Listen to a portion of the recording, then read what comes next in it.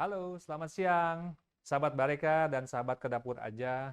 Siang ini berjumpa kembali bersama saya Petrus Gandamana dari Bareka Media yang akan membawakan acara bertemakan khusus mengenai bagaimana mendapatkan alternatif permodalan bagi para pengusaha yang khususnya masih UMKM ya, untuk mendapatkan alternatif pendanaan dari produk yang namanya KUR atau kredit usaha rakyat.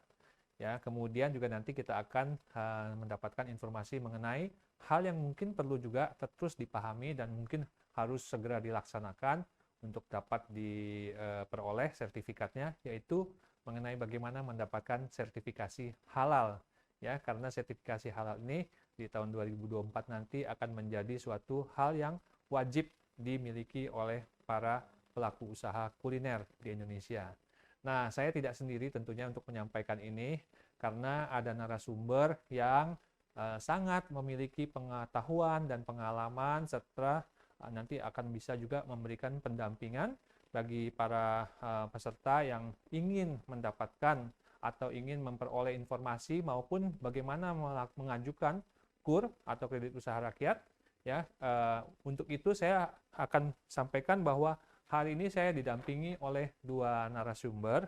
Yang pertama nanti akan tampil adalah Pak Kiai Haji Muslih Ramlan yang merupakan Ketua dari WHCNU atau World Halal Center Nahdlatul Ulama yang juga merupakan figur yang aktif di dalam kegiatan keuangan, di bidang keuangan maupun juga aktif sebelum-sebelumnya di bidang konstruksi ya dan berbagai produk-produk jasa keuangan serta beliau juga aktif di berbagai organisasi kemasyarakatan ya. Nah, selain Pak Kiai Haji Muslih Ramalan juga nanti ada Ibu Raisyah yang merupakan wakil ketua dari WHCNU yang akan menjelaskan mengenai bagaimana untuk mendapatkan sertifikasi halal ya. Apa saja yang harus dilakukan oleh sahabat Bareka maupun sahabat ke dapur aja jika usahanya ingin mendapatkan sertifikasi halal. Selain tentunya mudah-mudahan kalau ingin mendapatkan bantuan permodalan untuk usahanya bisa berjalan lebih maksimal lagi, bisa mendapatkan KUR juga. Oke, nah saya akan segera menyapa dulu yang pertama Pak Kiai Haji Muslih Ramlan. Selamat siang Pak Kiai. Assalamualaikum Pak Kiai. Audionya Pak Kiai boleh di pakai audionya boleh dinyalakan? Ya, dah pakai suaranya udah kedengeran. Selamat siang Ya, Pak Kiai. Waalaikumsalam warahmatullahi wabarakatuh, Pak Petrus. Yang kami banggakan nih, Terima rajin kasih. sekali Pak Petrus mengundang kami untuk berbagi ilmu, Terima kasih Pak Kiai. berbagi peranan untuk kemajuan umat. Senang nih saya disapa, diajak. Ya, saya pribadi juga senang dan juga tim Bareka juga senang karena kami memiliki materi yang tentunya bermanfaat bagi para pelaku usaha UMKM. Pak Kiai, tentunya kan kita selama ini mungkin sudah mendengar apa yang namanya KUR ya, Ya, tapi ya, kadang-kadang mungkin tidak terlintas di pemikiran para ya, UMKM ya, bahwa KUR itu sebenarnya bisa mereka manfaatkan untuk meningkatkan kapasitas usaha mereka. Nah, ya. mungkin pada kesempatan ini Pak Kiai Musli bisa berkenan untuk membagikan informasi dan juga tips-tips bagaimana mengenai KUR ini untuk bisa membantu meningkatkan kapasitas usaha dari UMKM. Silakan Pak Kiai. Terima kasih Pak Petrus. Memang KUR ini sesungguhnya adalah sesuatu yang ya sangat bermanfaat Ya. baik bagi negara maupun bagi para pelaku usaha. Hmm. Pemerintah harus melakukan keberpihakan kepada warga Oh, negaranya yang poinnya tak. sekiranya perlu dibantu. Nah, siapa yang perlu dibantu? Tentu ya dalam konteks ekonomi, dalam masyarakat ekonomi yang memang secara omset harus ditingkatkan, secara kapasitas juga harus berluas, secara market juga harus didorong, secara kualitas produk harus dibimbing. Itu kewajiban negara. Hmm. Ya, kewajiban negara. Karena negara pada hakikatnya adalah ingin melindungi masyarakatnya menjadi sejahtera, makmur, dan tentu membantu negara juga imbalannya dengan membayar pajak yang baik dan kontinu.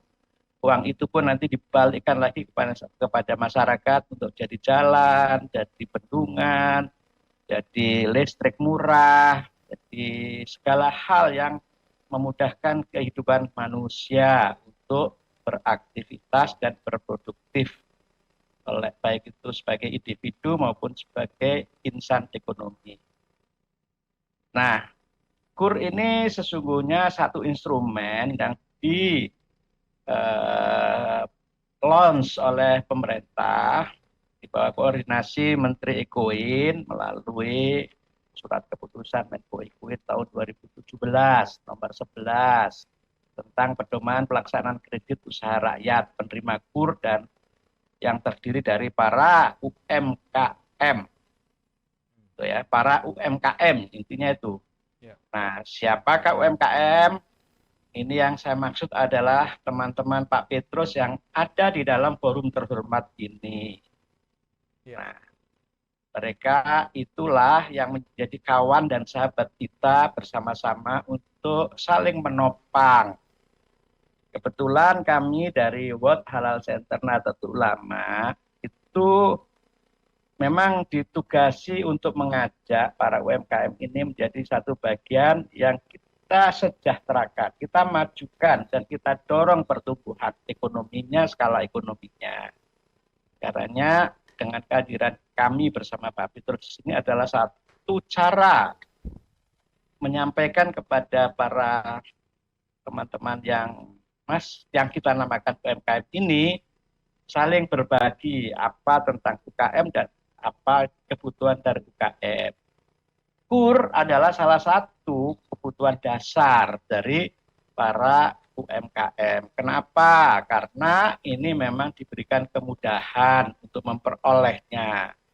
Nah, pengertian UMKM itu apa? UMKM itu adalah perusahaan-perusahaan usaha perorangan atau usaha koperasi atau usaha-usaha kelompok yang memang nilai omsetnya belum besar dan membutuhkan pengembangan usaha menjadi besar, membutuhkan dana yang murah supaya bisa kompetitif dengan para pemain-pemain yang sudah maju.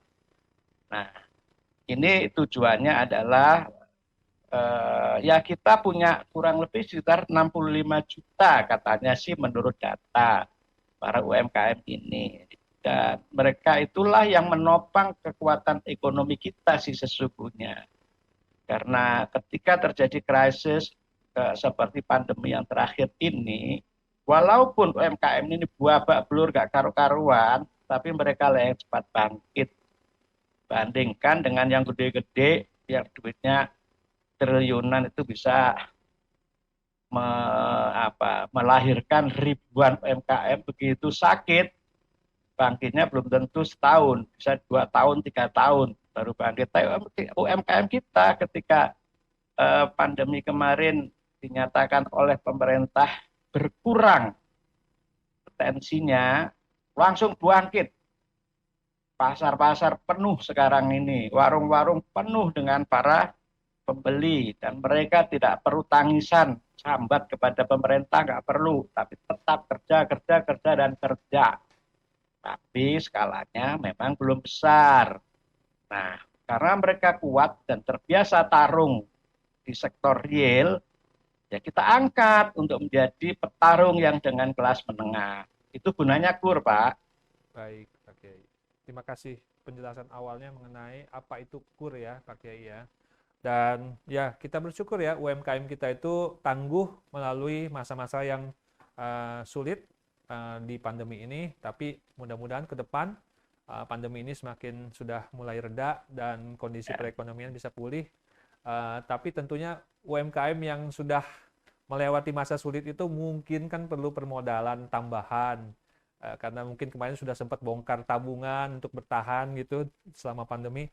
Nah, kira-kira syaratnya untuk mendapatkan KUR itu seperti apa ya, Pak Kiai? Bisa dijelaskan, Pak Kiai Musli? Syaratnya sebenarnya simpel, sederhana. Yang jelas adalah satu, memiliki izin usaha. Biasanya disebut NIB. NIB, ya. Ya, NIB biasanya. Terus kemudian sudah berjalan produksinya, Oh ya. bisa dilihat. Ya. Jadi kalau di situ saya belum lihat, kalau yang screen ini ya, Mm-mm. itu Usaha berjalan minimal 6 bulan ya pakai ya. ya itu normatif. Tapi kalau 1 bulan dinilai layak juga nggak apa-apa. Oh, bisa juga. Mm-mm. Bisa. Yang penting itu adalah visible secara ekonomi. Mm-mm. Artinya mampu untuk bisa mengembalikan pinjamannya. Ya. Nah, ya, yang kedua tidak bankable. Tidak bankable itu maksudnya ekonomisnya dapat, tetapi syarat-syarat untuk kepada bank itu biasanya ada agunan, ada laporan keuangan, ada audited dan sebagainya. Itu belum terpenuhi, maka bisa melalui KUR ini. Oh. Hmm. Mm-mm. Ya. Kalau Bapak mengajukan ke bank, itu biasanya kan paling tidak ditanya laporan keuangannya, bagus, harus neracanya harus diaudit oleh akuntan. Kemudian harus ada agunan secara fisik, selain Mm-mm. usahanya lancar. Mm-mm. Kemudian bisa ada cash flow-nya, kayak gitu-gitu ya. Ya. Ya ini kalau di UMKM ini tidak perlu sampai ke sana. Cukup nanti ada kegiatannya nyata, dihitung oleh bank itu visible, bisa mengembalikan. Bunganya pun tidak mengikuti bunganya yang umum oleh bank. Bunganya hanya 6% plus apa gitu ya administrasi. Terus kemudian agunannya itu adalah ya selain produk itu sendiri, salah satunya adalah insurance. Insurance-nya itu nanti yang menjamin kalau ada fail. Hmm. Baik. Jadi nggak ada fisik, misalnya rumah, terus kemudian mobil, nggak perlu.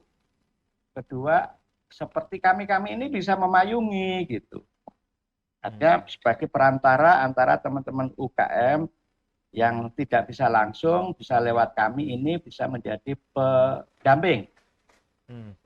masuk Oke. kelompok di lingkungan kami ini. Hmm. Lingkungan kami kan Halal Center, masuk rombongan itu. Kenapa? Karena kami memilih kerjasama dengan para pelaksana bank pelaksana KUR. Nah, KUR Oke. sendiri itu oleh pemerintah diberi anggaran tahun ini sekitar 345 triliun. Bayangin tuh Pak. Luar biasa besar. 345 Iya, triliun hanya untuk kur 345 saja ya, triliun pakai ya. untuk KUR saja. Ini yang harus saya sampaikan kepada masyarakat. Hmm.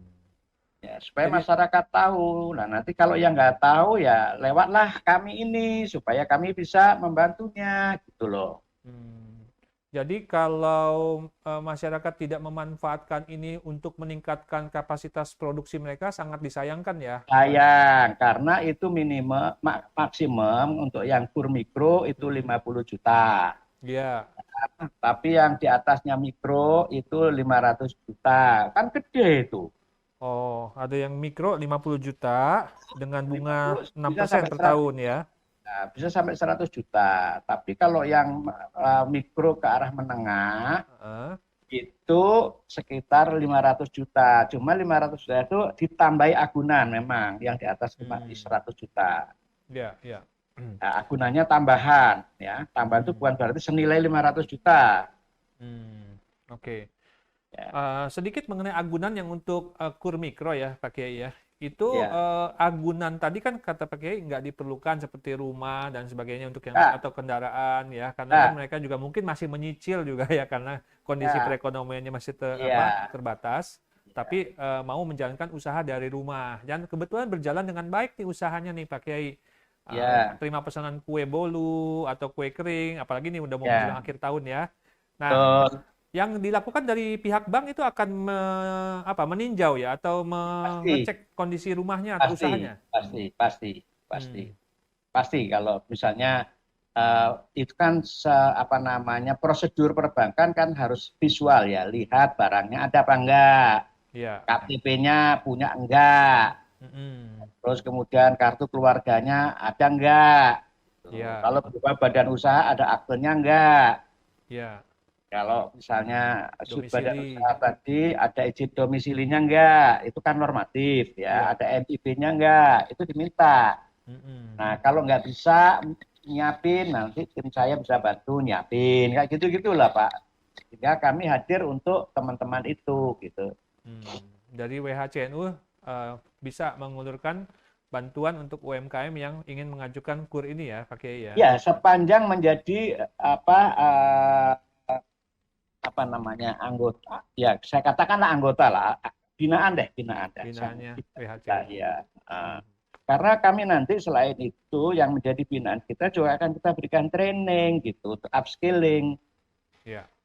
Ya, Jadi nanti supaya kemampuan membayarnya ada, lebih pasti, lebih komitmennya pasti. bisa dipenuhi, Ya, bahkan nanti bisa mengajukan KUR yang berikutnya, yang kelasnya sudah KUR kecil yang bisa sampai 500 juta ya Pak Kiai ya. sangat bisa. Makanya kita ini mendampingi teman-teman itu Mm-mm. gitu, untuk supaya kita bisa bimbing dan ya paling tidak kami ini kan juga selain menjadi penghubung juga menjadi garantor kan. Ya, oke. Nah, kalau untuk pemakaian KUR ini kan terbagi dua nih saya lihat Pak Kiai di dalam informasi yang disampaikan di Ya, layar, ada yang untuk ya. modal kerja dan ada yang untuk investasi. Nah, mungkin kalau yang untuk modal kerja ini kira-kira seperti apa nih mereka boleh pakai? Harus Modal dibuktikan kerja, dengan bagaimana Pak Kiai? ya modal kerja kan beli bahan, Ya, ya pegawai, ya, beli alat-alat pembungkus, mm, bahan pembantu. ya. Itu semuanya kan bisa menggunakan uang kur. Ya, Operasional biasanya ya Pak Kiai ya. operasional untuk kebutuhan produksi yang apa cair ya, cair itu maksudnya yang kecepatannya itu encer gitu ya, encer. Iya, iya. Kalau yang untuk investasi adalah jika Nah, mereka ingin menambah kapasitas produksi dengan membeli mesin-mesin baru. betul, itu Oh, namanya. Itu yang tidak encer kan, tidak liquid lah kalau cara bahasa ekonominya. Ini kalau yang itu jangka panjang, jadi biasanya bisa dikembalikan lebih dari 1 tahun. Tapi hmm, kalau yang modal kerja dikembalikannya tergantung nanti kesepakatannya kita dari bank ya 1 tahun ya, diperpanjang lagi, diperpanjang lagi, diperpanjang lagi pada hakikatnya adalah 1 tahun. ya. Jadi kalau investasi bisa 5 tahun sekaligus. Oh, oke, ya, ya. Nah, Nah, kalau mau dipakai untuk menyewa ruko itu bisa. Menyewa tempat usaha maksudnya bukan ruko, tempat bisa, usaha bisa. bisa, bisa. Hmm, Itu kan bisa tergolong modal kerja atau tergolong apa namanya investasi. ya. Kalau nyewa itu biasanya kategorinya modal kerja, tapi kalau beli kategorinya adalah untuk investasi. Ya, ya. Ya, Ya, karena kan mungkin bisa dia jadi membuka outlet selama masa nanti tahun baru ini di mall gitu ya kan bisa perlu operasional kan? modal kerja, ya bisa. Hmm. Nah, makanya itulah perlunya pembimbingan supaya nggak keliru dan tidak ditolak cara mengisikannya tujuan. Baik. Pak Itu Kiai, biasanya katanya kalau yang kur kecil ini tadi sudah mulai ada agunan yang harus diajukan ya, yang harus diberikan kepada pihak perbankan ya, Pak Kiai. kalau di atas 100 juta, tetapi tidak senilai dari agunan itu. Oh, Jadi bisa kalau misalnya diberi butuhnya contoh, Pak Kiai. 500, agunannya bukan belum tentu 500, mungkin 100 lagi atau 200 lagi. Hmm, Ya, itu agunannya pun bisa BPKB mobil, bisa emas, bisa tanah, iya. ya, Hmm, hmm. bisa tokonya itu sendiri. Kalau rumah, ya umumnya rumah, tapi rumah di tempat tinggal kadang-kadang kan mikir kan, Iya. itu barang-barang yang secondary gitulah. Hmm, oke. Baik. Nah, di sini ada informasi mengenai bebas dari biaya asuransi. Mungkin bisa dijelaskan untuk biaya asuransi ini sebenarnya pemanfaatannya bagaimana ya, Pak Kiai ya? Jadi gini, asuransi itu kan melindungi diri kan. Iya, Tujuannya asuransi kan menjamin ketidakpastian. iya, Ya, ketidakpastian di dalam usaha itu kan untung rugi, keadaan iya, ekonomi yang endingnya bankrupt kan, iya, endingnya. iya. Nah, makanya bank itu memberikan perlindungan kepada dirinya itu dengan menaruh asuransi sebagai security-nya. Hmm, security-nya. Nah, itu yang bayar juga bank, bukan para UKM. Oke, iya, iya. Oh, Jadi umpama eh, UMKM ini ada kesulitan dalam kegiatan usahanya sampai umpama eh, bangkrut, bangkrut atau tidak bisa bayar ya. dulu lah sementara gitu ya, Oh, karena bukan bangkrut. Yang bangkrut. ini Oh, kalau atau bangkrut ya misalnya malah ya. ya terjeleknya adalah jangan sampai terjadi Iya, misalnya tempat usahanya kebakar toko gitu kan bangkrut tuh, iya. yaitu asuransi yang menjamin Oke. Jadi kan. pada saat itu bangkrut, mereka sudah tidak lagi dikejar-kejar untuk melunasi sisa pembayaran kurnya ya, Secara teori tidak. karena sudah ada asuransi yang menalanginya itu Iya, kan. Oh, iya. ya, ya. Secara teori tidak, secara teori. Mhm. Baik. Ya, itulah makanya gunanya yang namanya insurance itu untuk melindungi sebuah makna daripada kegiatan ekonomi kita ini, Mhm. manakala ketidakpastiannya tinggi ada yang memprotek. Baik. Oke. Nah, Pak Kiai, ini selain pertanyaan dari saya, ternyata sudah ada juga nih beberapa Oh, pertanyaan yang udah masuk dari peserta webinar hari ini. oh Kelihatannya mereka langsung. antusias nih dengan penjelasan Pak Kiai Musli untuk Ya, mendapatkan kur bahasa juga. saya sudah bahasa sederhana ya Pak ya. Nanti kalau bahasa tinggi-tinggi saya takutnya nggak apa namanya nggak keep on mind gitu, in mind ya. Lebih bahasa sederhana bahasa rakyat ya Pak ya. Mohon maaf nih. Iya, saya juga bahasa rakyat, Pak Kiai. Oke, ini ada Ibu Kartika Kirana dari Tangerang. Selamat siang, Pak Kiai Musli. Saya ingin bertanya sebagai berikut. Nomor satu, bagaimana jika pelaku UMKM masih memiliki cicilan KPR dan kendaraan, Pak? Apakah bisa mengajukan KUR ini? Kalau KPR itu kan memang investasi. Ya, pada intinya dia belum memperoleh KUR.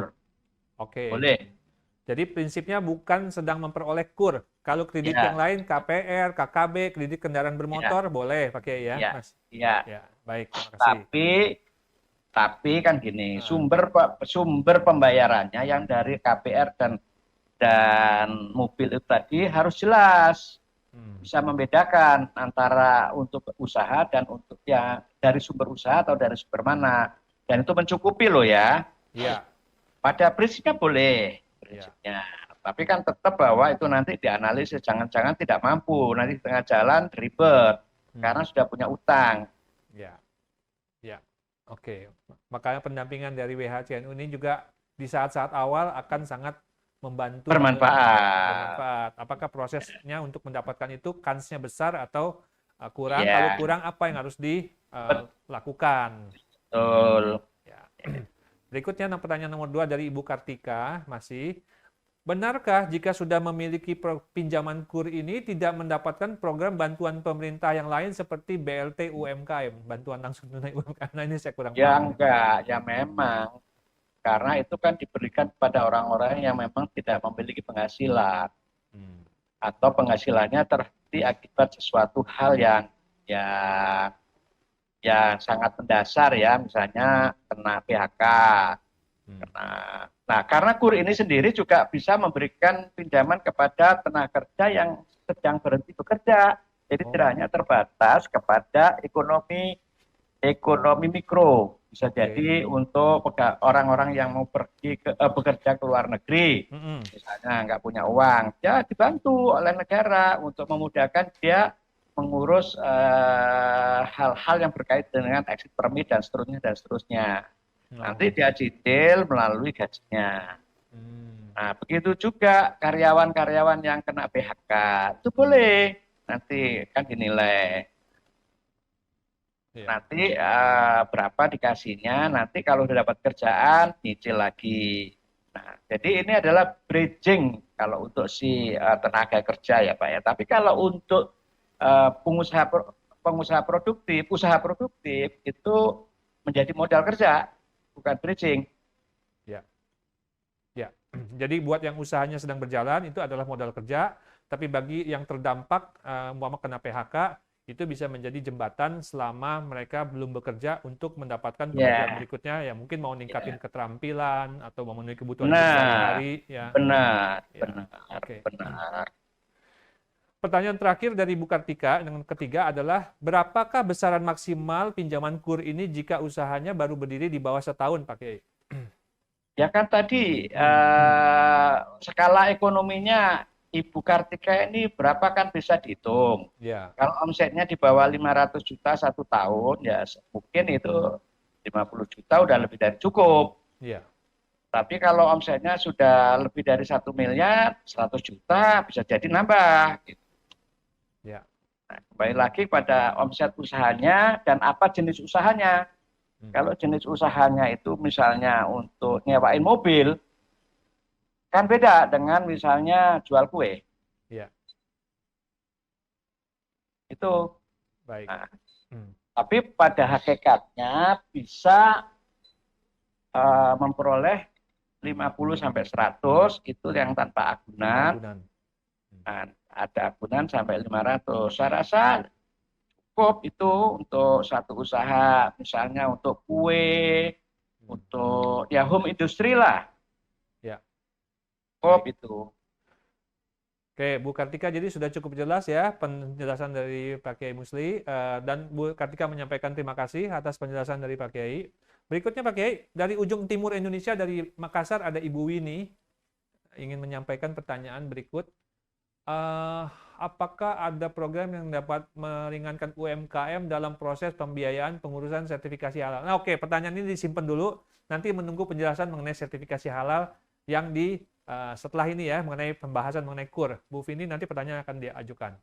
Nah, Ibu Fitri di Surabaya mau bertanya, apakah untuk pemilihan KUR ini harus yang syariah yang untuk menjalankan suatu usaha, Pak Kiai? Apakah harus yang syariah? Sebenarnya di sistem keuangan kita itu dikenal dua mazhab. Mm-mm. Nah, mazhab yang konvensional dan mazhab syariah. Iya. Nah, terserah kepada kita. Kita itu mau lari ke konvensional atau ke syariah itu tergantung ke kita. Dua-duanya boleh. Kalau konvensional itu ke BRI, ke BNI, ke Mandiri, ke BCA, atau bank-bank lembaga keuangan yang memang memiliki kapasitas penyaluran KUR. Hmm. Karena duitnya itu memang duitnya bank itu sendiri. Hanya Iya. bunganya disubsidi oleh negara. Oh, oke. Uangnya itu uang lembaga keuangan itu sendiri. Makanya yang memperoleh yang mendapatkan bukan yang mendapatkannya, yang menyalurkan kur dana-dana kur itu adalah bank-bank yang tertentu, Oke. bank-bank tertentu yang memang berniat untuk dananya disalurkan ke kur. Jadi tidak semua bank, tidak semua lembaga keuangan. Hmm. Nah, tapi kalau maunya sistem syariah, itu Ya. hampir pasti Bank Syariah Indonesia menyalurkan. Hmm. Tapi kan ada Bank Niaga Syariah, ada Bank Pemda Syariah, itu kan ada juga. Nah, biasanya yang pemerintah itu menyalurkan semua. Oke. Baik. Jadi bank-bank pemerintah menyalurkan yang konvensional secara umum, tapi Ya. kalau yang syariah di BSI ya, Bank Syariah Indonesia ya, Pak Kiai ya. BSI ya, karena pemerintah punya satu bank syariah, namanya Bank Syariah Indonesia. Hmm. Nah, bank swasta lainnya ada sama bank pemerintah daerah. Hmm. Baik. Itu, Pak. Baik, Pak Kiai. Oke, Bu Fitri, semoga penjelasan dari Pak Kiai Musti sudah jelas mengenai harus memilih yang mana. Silakan diserahkan kepada Ibu untuk memilih, karena dua-duanya ada, yang konvensional maupun yang syariah. Yang berikutnya dari Ibu Ajeng di Bandung, mau bertanya sebagai berikut. Untuk proses KUR ini biasanya berapa lama dari mulai pengajuan sampai cair dananya, dan bunganya berapa besar? Kalau bunganya tadi sudah disampaikan 6% per tahun, tapi kalau pengajuan ini prosesnya berapa lama ya Pak Kiai? Sebenarnya tergantung kelengkapan data. Karena Hmm. datanya sederhana, Ya. sesungguhnya tidak lama. Ya, sesungguhnya tidak lama dan ada cabang dari bank bersangkutan di daerah itu. Hmm. Kalau misalnya cabangnya tidak ada, itu larinya ke kantor ibu kotanya. Contohnya dipilih misalnya BSD, ternyata belum ada di daerah Banjar, Hmm. kan dia lari ke Bandung atau cabang terdekat. Ya itu membutuhkan waktu yang lebih lama daripada kalau di Banjar ada. Ya Hmm. kira-kira. Nah, in average itu 2 bulan sudah bisa. 2 bulan sudah sejak dari pengajuan sampai cair sudah Ya, ada sudah bisa. In average ya Pak ya. secara rata-rata. Ya, dan calon debitur itu adalah UMKM ini, itu juga dalam penyajiannya nggak nggak Hmm. berbelit-belit Hmm. dan Lengkap apa ya. adanya gitu ya, terbuka, itu makin cepat Ya, karena akan faktual semua kan. ya. Hmm. Jadi tergantung juga kesiapan dari dokumen yang sudah ada, yang dibutuhkan, dan respon dari UMKM tersebut yang ngajukan. Semakin Ya, cepat memberikan apa yang dibutuhkan, ya semakin cepat juga pencairannya ya, ya, pakai ya. ya. Ya. Nah, aplikasinya permohonannya itu bisa lewat online. Oh, permohonan bisa lewat online. Ya, nah karena pakai sistem online pada umumnya ya, Mm-mm. ibu-ibu atau bapak-bapak yang UMKM ini kan gaptek, ya Iya, kan? Ya, ya, makanya kami hadir itu untuk salah satunya mendampingi supaya nggak gaptek. oke. Ya, Itu salah satunya biar cepat. Ya, gaptek ini ngisi salah, ngeklik salah gitu. baik. Jadi WHCNU nanti memberikan pendampingan untuk memandu supaya prosesnya bisa Iya, jangan iya, berlama-lama ya pakai ya. iya. Baik. Kemudian pertanyaan berikutnya masih dari Ibu Ajeng juga yang tadi di Bandung. Kalau seandainya membayar dari cicilannya terlambat, ada dendanya nggak dan berapa persen? Pada umumnya sih selalu ada ya namanya ketentuan terlambat itu ada penalti itu pada umumnya. Iya. Kalau MKM ya ringan, Hmm. cuman jangan karena ringan jangan menjadi kebiasaan. Langsung dihitung matematik ya. Oh, kalau segini doang mah ya udah saya tunda terus deh. Nah, iya, lah ya itu yang nggak boleh gitu. Ya, Nah, itu yang menjadi kebiasaan yang tidak baik ini jangan dilakukan ya. karena mudah akhirnya digampangin. Kita nggak disiplin diri. Itu Hmm. gunanya kami memberikan bimbingan pendidikan. Ya. Jadi jangan sampai moral hazard ya kalau bahasa ilmunya itu. Gitu. Kita ini memang jadi orang yang komit gitu loh. Kalau iya iya, kalau enggak enggak. Ya.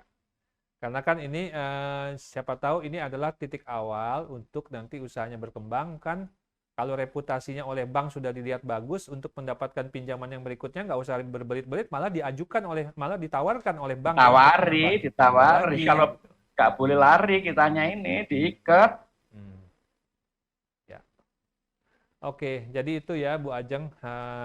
Ada kalau denda pasti ada, tapi tidak memberatkan prinsipnya. Karena pemerintah menyadari bahwa UMKM ini masih perlu banyak didukung kondisi perekonomiannya. Berikutnya dari Ibu Ellen di Sidoarjo, Jawa Timur. Untuk pengajuan KUR ini, apakah bisa dilakukan secara mandiri atau harus melalui suatu badan khusus atau maksudnya mungkin ya dalam hal ini tadi kan pakai memberi contoh WHCNU sebagai pendamping. Kira-kira kalau sendiri saja tentu bisa ya Pak Kiai ya, Ya ya, tentu bisa. cuma Cuman ada saya hal-hal kan menawarkan diri untuk masuk rombongan saya kan gitu tuh. ya. Nah, kalau mandiri boleh, boleh. Nggak ada keharusan untuk dengan kami, nggak ada. Hmm, Cuman ya kita menyadari, memahami bahwa masyarakat UMKM itu masih perlu banyak bimbingan. Karena itu lahir yang hmm, namanya pemberian kemudahan. ya. Ya karena nggak ngerti, kurang kurang memahami itu, makanya dikasih kemudahan. Baik. Oke. Jadi demikian kita sudah membahas mengenai KUR. Jika nanti UMKM ini ada yang ingin mengajukan pendampingan dari WHCNU untuk mendapatkan untuk melakukan pengajuan KUR, kemana ya pakai kontaknya? Apakah bisa nanti disampaikan Nanti disampaikan Bu Raisa itu oleh Bu kan Raisya? Baik. Ya, Ya. nanti makanya biar sekalian halalnya itu diobrolin, nanti biar sekalian kontaknya ke siapa. Hmm. Ya, oke. Baik Pak Kiai, dengan demikian kita tuntaskan dulu pembahasan mengenai KUR karena kita berlanjut ke pembahasan yang berikutnya yang juga sangat penting dan menarik untuk dipahami oleh para UMKM ya Pak Kiai ya, Ya, yaitu sertifikasi halal. oh Nah, dari saya sudah selesai nih. udah selesai. Kalau memang dari Pak Kiai masih ada yang mau disampaikan lagi Oh, pesan-pesannya terkait dengan KUR, silakan Pak Kiai. oh enggak, ini maksud saya begini, kalau memang waktunya kan 1 jam bagi-bagi dua gitu. Kalau Oh memang iya. sudah Kalau jam Pak dua, Kiai mungkin untuk pembukaan mengenai halal, ya apa yang ada yang mau saya, disampaikan saya, mengenai halal? Ya, ya silakan saya Pak Kiai. kasih introduce saja. Oke. Ya. Baik, terima kasih Pak Petrus mengenai waktu yang diberikan dalam kerangka menyampaikan kritik usaha rakyat sebagai instrumen untuk membantu para pelaku usaha UMKM menjadi besar, Ya. menjadi kuat. Namun pemerintah sekarang ini memiliki program juga yang tidak kalah menarik, yaitu mengenai halal. Karena halal ini adalah mengeterapkan Undang-Undang Nomor 33 tahun 2014 ya, Hmm. bahwa semua produk itu wajib halal mulai tahun 2024. Dan WHCNU di sini sesungguhnya adalah representasi dari pemerintah untuk mendampingi para pelaku usaha tidak terbatas di UMKM supaya mendampingi para pelaku usaha itu untuk memperoleh sertifikasi halal. Ya. Karena ini hal yang baru dan agak rumit dan para pelaku usaha juga masih pada awam, karenanya kami hadir. Nah, nanti yang UMKM itu bisa melalui program namanya self-declare, tapi yang non UMKM bisa melalui program reguler. Nah, itu Bu Raisa sebagai penanggung jawab dalam program halal centernya Nahdlatul Ulama ini yang akan memberikan pencerahan kepada Bapak Ibu yang hadir di dalam forum yang baik ini. Saya rasa kami sudah memberikan sertifikasi kepada hampir 3.000 pelaku UMKM yang melalui jalur kami. Sesungguhnya yang 3.000 itulah yang nantinya lebih ya nantinya lebih dari 3.000 inilah yang menjadi jadi kayak semacam binaan kami yang kami akan kembangkan lagi dengan melalui upskilling dan pendanaan. Ya. Sungguhnya itu yang saya ingin sampaikan dalam forum ini. Selain memperoleh halal, juga memperoleh peningkatan kelas, yaitu melalui pendidikan dan pelatihan, serta melalui pembiayaan. Nah, ini hal yang menjadi satu kesatuan. Ya. Ya, jadi makanya kami tawarkan kami sebagai pendampingnya para pelaku usaha yang ada di dalam forum ini. Dengan contoh kita sudah melakukan 3.000 pelaku usaha yang tersertifikasi, bahkan bisa lebih itu nanti sampai 10.000 bisa. Oleh karena itu kami persilakan Bu Reza memberikan guidance kepada para peserta webinar ini. Terima kasih. Wassalamualaikum warahmatullahi wabarakatuh. Waalaikumsalam. Pak Kiai Musli, terima kasih Pak atas penjelasannya tadi mengenai KUR dan juga intro untuk sertifikasi halal dan juga mengenai WHCNU. Saya selanjutnya, sahabat Bareka dan sahabat ke dapur aja, akan meminta kesediaan dari Ibu Raisya Fadila Nara untuk sebagai yang merupakan wakil ketua dari WHCNU untuk menjelaskan mengenai sertifikasi halal. Silakan Bu Raisya. Selamat siang Bu. Apa kabar Bu Raisya? Selamat siang Pak Petrus. Alhamdulillah kabar baik Pak Petrus. Semoga Ya. Pak Petrus juga dalam keadaan baik selalu Pak. Amin, terima kasih. Silakan Bu Raisya dijelasin mengenai sertifikasi halal ini oleh WHCNU. Baik. Terima kasih Pak Petrus. Assalamualaikum warahmatullahi wabarakatuh. Waalaikumsalam. Selamat siang Bapak dan Ibu. Selamat bergabung di acara webinar untuk KUR dan juga manfaat dari sertifikasi halal. Saya perkenalkan, saya Raisya dari Falas FNU sebagai wakil ketua akan sedikit menjelaskan mengenai pentingnya sertifikasi halal bagi usaha Bapak dan Ibu.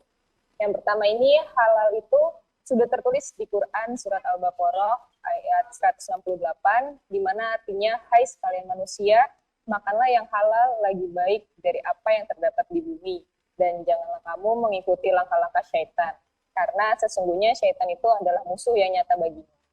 Halal dan baik ini merupakan dua unsur yang tidak bisa dipisahkan dalam pangan yang dikonsumsi. Halal merupakan pemenuhan dari segi syariat dan baik dari segi mutu, kesehatan, dan juga gizi.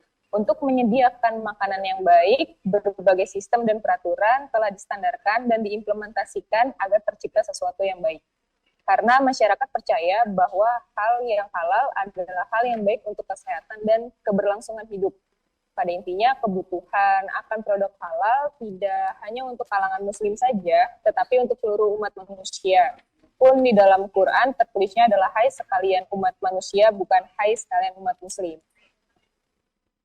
Selanjutnya, berbicara mengenai regulasi sistem jaminan halal, di sini telah kami rangkum menjadi 4, yaitu ada undang-undang yang paling dasarnya adalah Undang-Undang Nomor 33 Tahun 2014 tentang jaminan produk halal, lalu disusul melalui Peraturan Pemerintah Nomor 39 Tahun 2021 tentang penyelenggaraan bidang jaminan produk halal, lalu diturunkan lagi menjadi Undang-Undang Nomor 7 Tahun 1996 tentang pangan, dan Undang-Undang Nomor 8 Tahun 1999 tentang perlindungan konsumen. Lalu nanti akan muncul pertanyaan, kenapa harus sertifikat halal? Kenapa tidak sertifikat haram saja? Nah, ini akan memicu sebuah logika yang salah. Mengapa demikian? Karena sudah jelas apa yang tertulis di Quran, yang haram adalah haram, tetapi yang halal belum tentu halal. Ada yang namanya syubhat atau keabu-abuan, karena harus melihat dari hulu hingga ke hilir suatu proses produksi hingga terbit menjadi sebuah produk. Nah, Bapak Ibu, kewajiban untuk melakukan sertifikasi halal bagi produk Bapak dan Ibu itu sudah tertulis di Undang-Undang Nomor 33 Tahun 2014 pada pasal 4, di mana di sana dijelaskan bahwa seluruh produk yang beredar di Indonesia wajib bersertifikat halal. Selanjutnya, ketika berbicara mengenai urgensi halal, di sini kami telah membagi menjadi 2, yaitu ada aspek moral dan juga aspek bisnis. Produk-produk olahan, baik makanan, minuman, obat-obatan, maupun kosmetika dikategorikan ke dalam kelompok mutasyabihat atau syubhat, atau dalam artinya adalah daerah abu-abu. Adanya keraguan dan ketidakjelasan terhadap kehalalan produk tersebut. Apalagi jika produk tersebut berasal dari negeri yang penduduknya mayoritas muslim, sekalipun bahan bakunya berupa barang suci dan halal. Dalam aspek moral, ini adalah sebagai bentuk pertanggungjawaban produsen kepada konsumen. Bahan halal menjadi hal krusial dalam mata rantai produk halal. Ketersediaan bahan baku halal atau halal raw material tak bisa disediakan tanpa keterlibatan dunia industri dan pelaku usaha yang berorientasi kepada halal. Apalagi menyangkut bahan tambahan dan bahan penolong yang selama ini masih banyak didatangkan dari luar negeri atau diimpor untuk memenuhi kebutuhan industri dalam negeri. Dalam beberapa kasus, industri kosmetik dan obat kesulitan memperoleh bahan halal, baik dari dalam negeri maupun dari luar negeri. Kemudian, di dalam aspek bisnis, pencantuman sertifikasi label halal pada suatu produk menjadikan sebagai sarana yang efektif bagi konsumen untuk memilah produk halal dengan lebih mudah dan merupakan bentuk tanggung jawab produsen dalam berbisnis serta perlindungan bagi konsumen. Bagaimanapun juga, konsumen berhak untuk mengetahui dan mendapatkan sebuah informasi yang jelas dan rinci mengenai setiap komposisi atau bahan yang digunakan dalam pembuatan produk yang telah diperjualbelikan. Hal tersebut juga dikarenakan produk-produk yang beredar di masyarakat belum tentu aman, terutama bagi konsumen muslim. Nah, di sini Bapak Ibu, tujuan dari sertifikasi halal ini nantinya adalah untuk menciptakan sebuah halal lifestyle, yaitu gaya hidup halal. Mengapa demikian? Halal lifestyle ini dapat dikatakan sebagai cara hidup yang benar dan baik, mengikuti prinsip syariah dan koridor ketentuan tentang halal dan haram. Sedangkan jika merujuk dari kata halal berasal dari bahasa Arab yang mempunyai makna pada tafsir Al-Quran, yaitu segala sesuatu yang telah diizinkan oleh syariah. Syariah di sini menjelaskan mengenai tatanan hidup dan segala sesuatu larangan yang jelas untuk makan dan minum, bermuamalah, dan serta mengatur tentang sikap manusia dalam kehidupan pribadi dan sosialnya. Nah, untuk halal lifestyle ini, mengapa dicanangkan adanya halal lifestyle? Karena melihat tren bahwa daya beli masyarakat global untuk halal lifestyle di tahun 2018 itu mencapai 2,2 triliun US dollar. Lalu kemudian disusul dengan keuangan syariah yang sekarang sedang menjadi primadona, kemudian ada makanan dan minuman halal, media dan rekreasi halal, serta farmasi dan kosmetik halal. Lalu yang terakhir adalah keyakinan bahwa halal adalah baik untuk semua umat.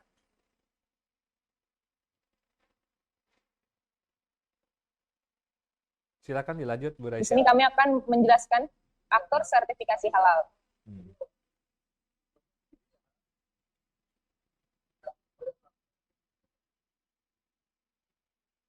Oke, bisa langsung ke aktor sertifikasi halal aja.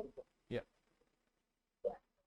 Baik, Bapak Ibu, mengenai aktor sertifikasi halal di sini dengan adanya halal lifestyle ini kan konsumen semakin kritis dalam melakukan pembelian pada setiap produknya, baik mengkonsumsi produk makanan maupun jasa.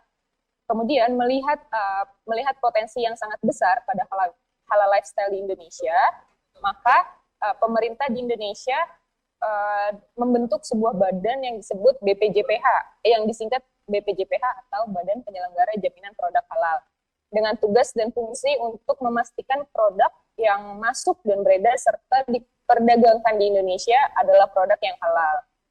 WHCNU atau World Halal Center Nahdlatul Ulama hadir sebagai salah satu lembaga keislaman dan lembaga pendamping proses produk halal yang ditunjuk oleh BPJPH untuk membantu para pelaku usaha dalam mendapatkan sertifikasi halal guna tercapainya target 10 juta sertifikasi halal baru sebelum tahun 2024.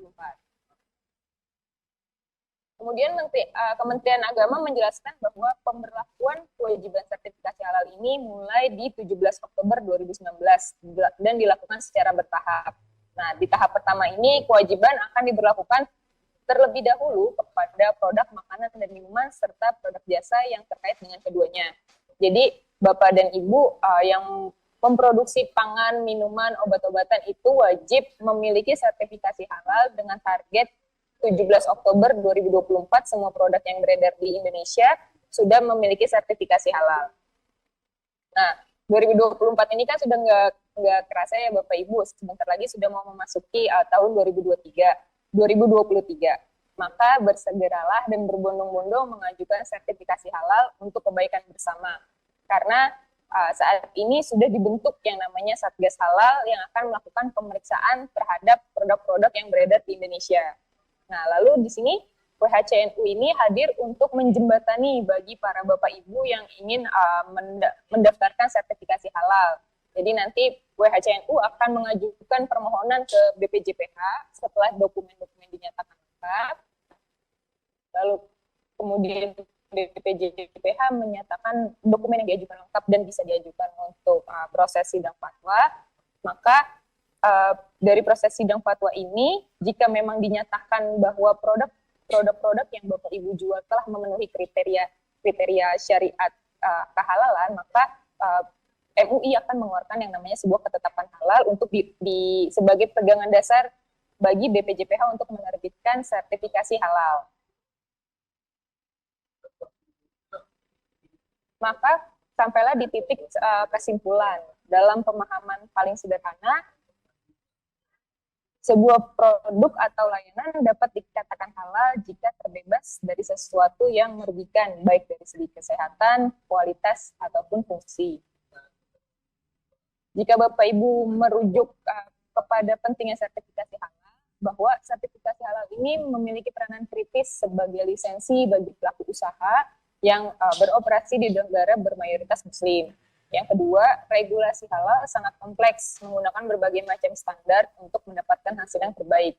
Dan yang terakhir, Bapak dan Ibu bisa menggunakan bantuan dari ahlinya dalam mendesain sistem jaminan halal bagi usaha Bapak Ibu dengan standarisasi yang berlaku. Dalam hal ini, WHCNU dapat membantu untuk Bapak dan Ibu memperoleh sertifikasi halal. Oke.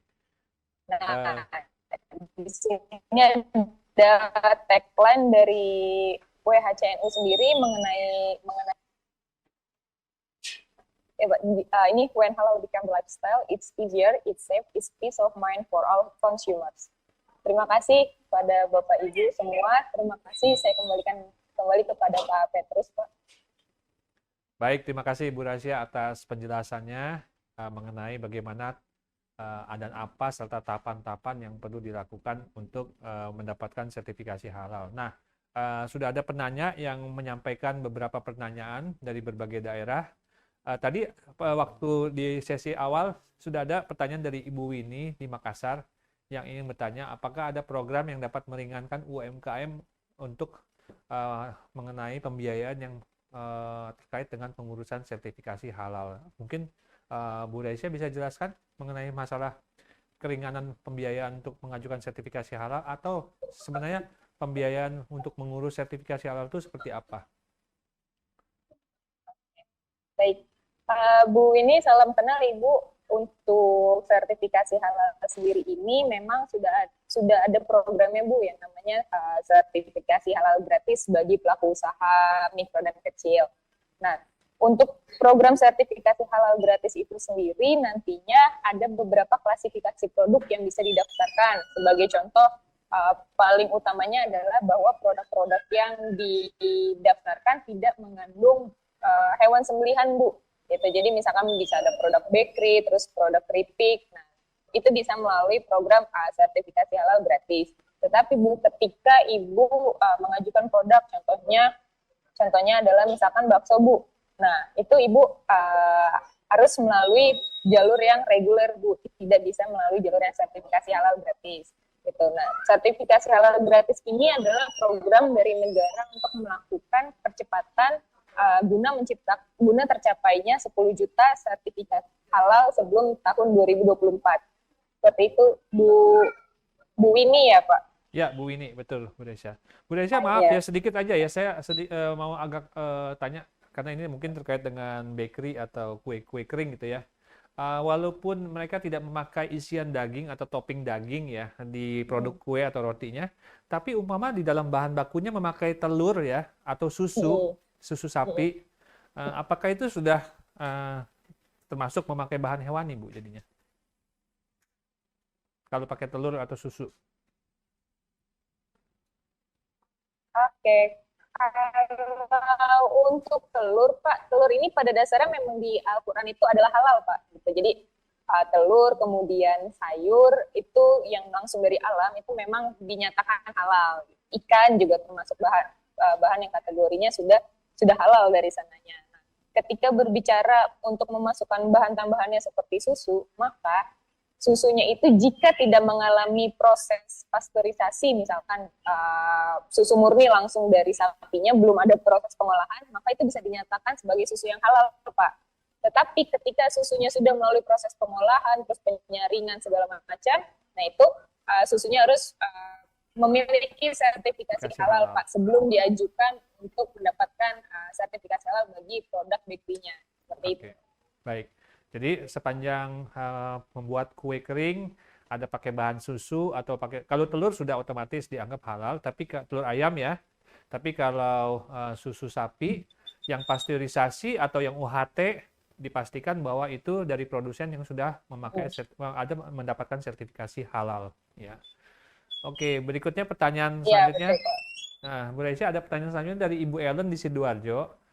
Mau tanya untuk bergabung memperoleh pendampingan dari WHCNU itu seperti apa caranya? Apakah via online atau ada kantor cabang WHCNU di Sidoarjo? Terima kasih Bu Ellen untuk pertanyaannya. Doain ya Bu ya nanti buka cabang di Sidoarjo.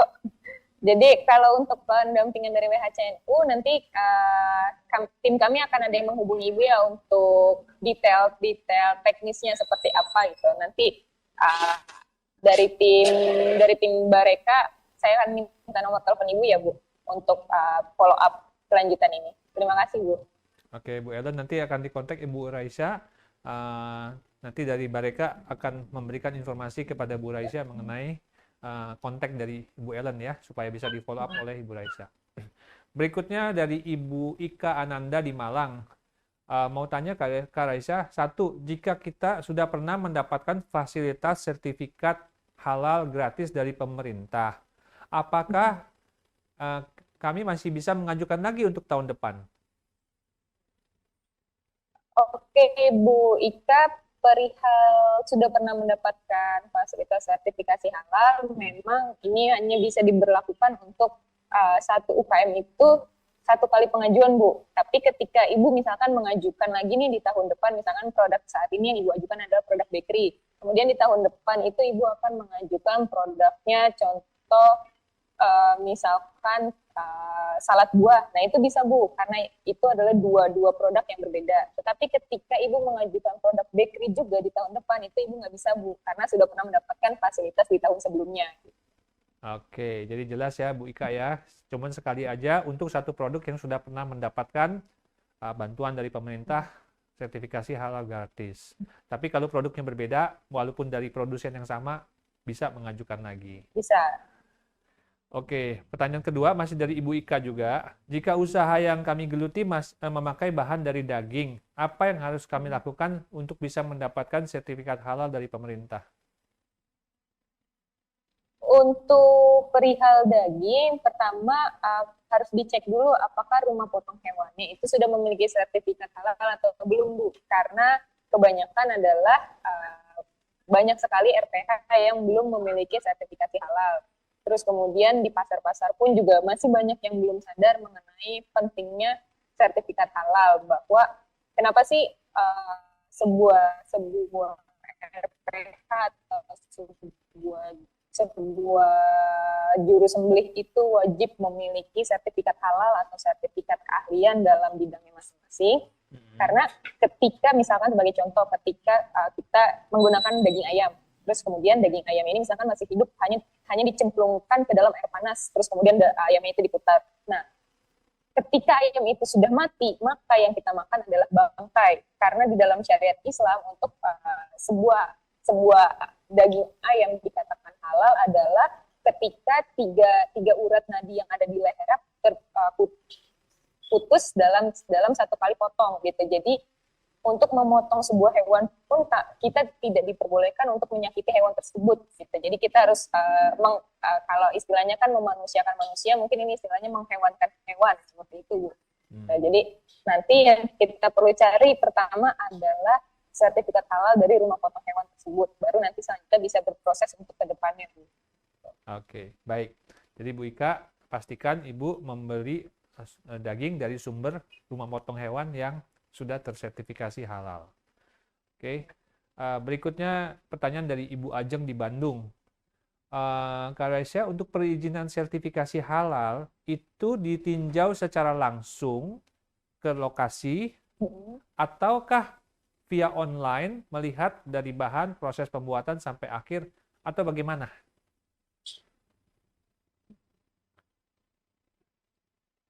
Oke, baik.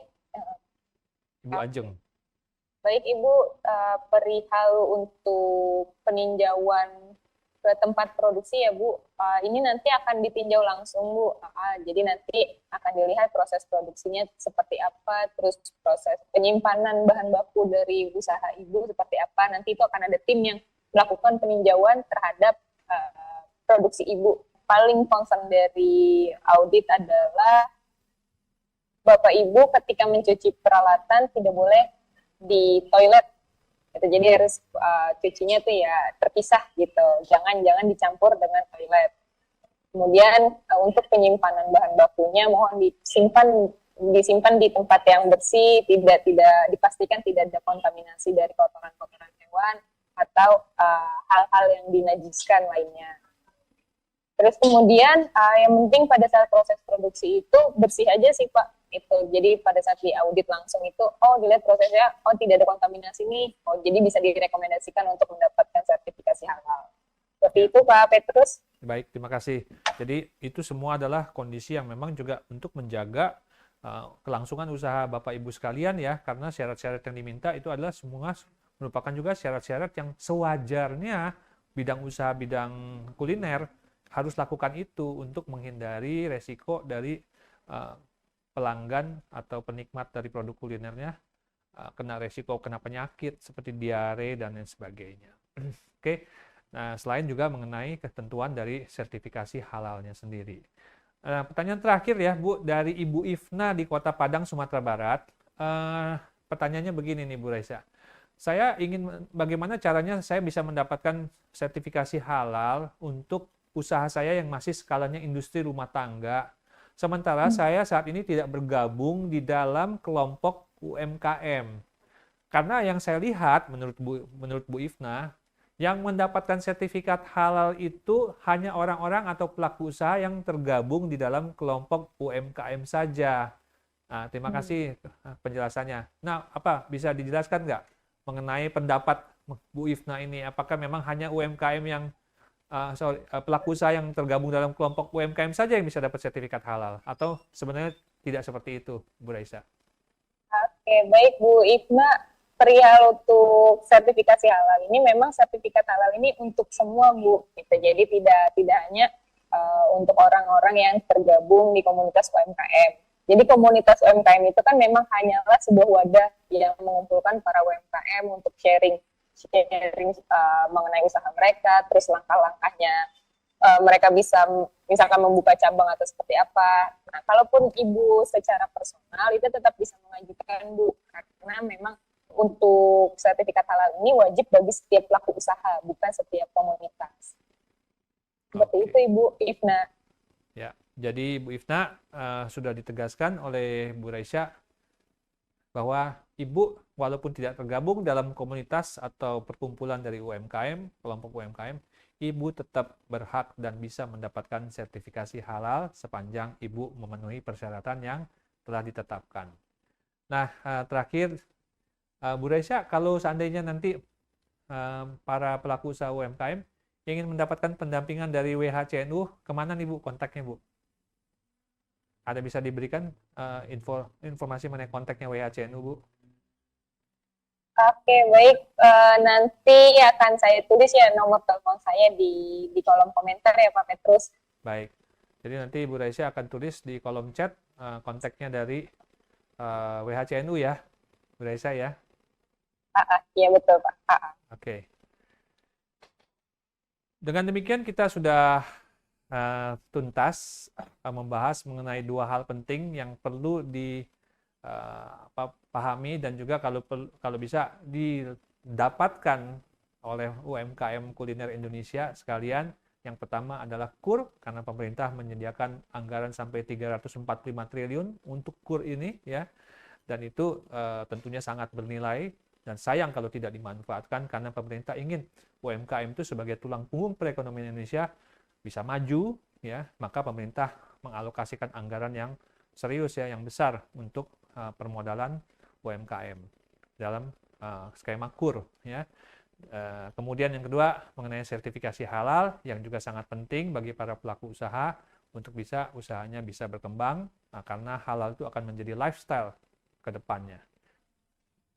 Demikian acara kita hari ini. Saya ucapkan terima kasih sekali lagi kepada Pak Kiai Haji Muslih Ramelan yang sudah memberikan sharing mengenai bagaimana KUR dan juga pengantar mengenai sertifikasi halal melalui WHCNU, yang mana Pak Kiai Haji Muslih Ramelan adalah merupakan ketua dari WHCNU, dan juga Ibu Raisa Fadila Nara yang merupakan wakil ketua WHCNU mengenai bagaimana mendapatkan sertifikasi halal.